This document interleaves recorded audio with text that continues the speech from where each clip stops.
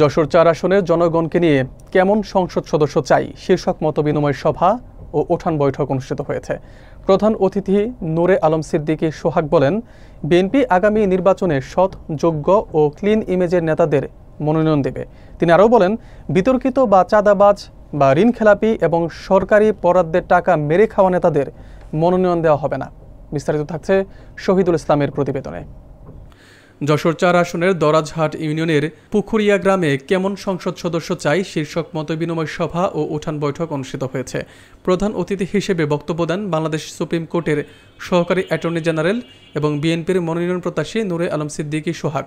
তিনি বলেন, আগামী ত্রয়োদশ জাতীয় সংসদ নির্বাচনে বিএনপি সৎ, যোগ্য ও ক্লিন ইমেজের নেতাদের মনোনয়ন দেবে এবং কোনো চাঁদাবাজ, ঋণখেলাপি বা বিতর্কিত ব্যক্তিকে মনোনয়ন দেওয়া হবে না।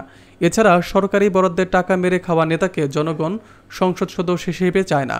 সোহাগ আরও জানান, বিএনপির ভারপ্রাপ্ত চেয়ারম্যান তারেক রহমানের নির্দেশনা অনুযায়ী তিনি তৃণমূলে কাজ করে চলেছেন এবং দল যদি তাকে মনোনয়ন দেয় তবে জনগণের মতামতের ভিত্তিতে আসন পরিচালনা করবেন।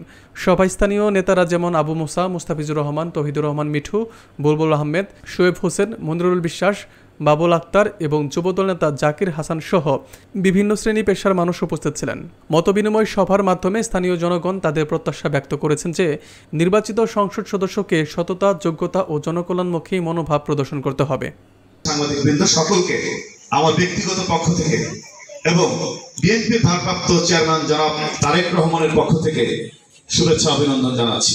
চয়েস জনগণ করতে পারছে না, তাই আপনি ভোট দিতে যাওয়ার আগে আপনার ভোট দেওয়া হয়ে গেছে, বা আপনি ভোট দিলেন কিন্তু ভোট চলে যাচ্ছে অন্য জায়গায়, বা আপনার ভোট দেওয়ারই প্রয়োজন হলো না, তাহলে ইলেকশন একটা আয়োজন হয়েছে কিন্তু আপনার কোনো পছন্দ অপছন্দ সেটা কিন্তু আপনার প্রতিফলিত হচ্ছে না ভোটে। সেরকম একটি সরকার 15 বছর শাসন করে গেছে।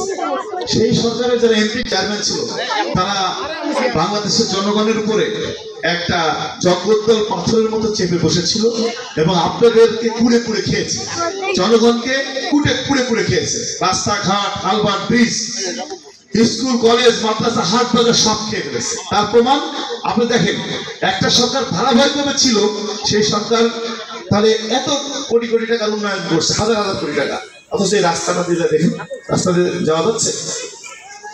কারণ কি, এই যে রাস্তা, যে ঠিকাদাররা রাস্তা কাজ পেয়েছিল, এই ঠিকাদাররা এমপিদের কমিশন দিতে দিতে শেষ।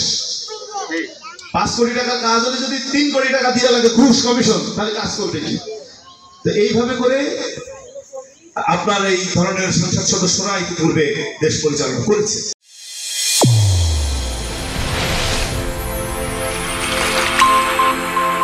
চ্যানেল A1 হৃদয়ের স্পন্দন।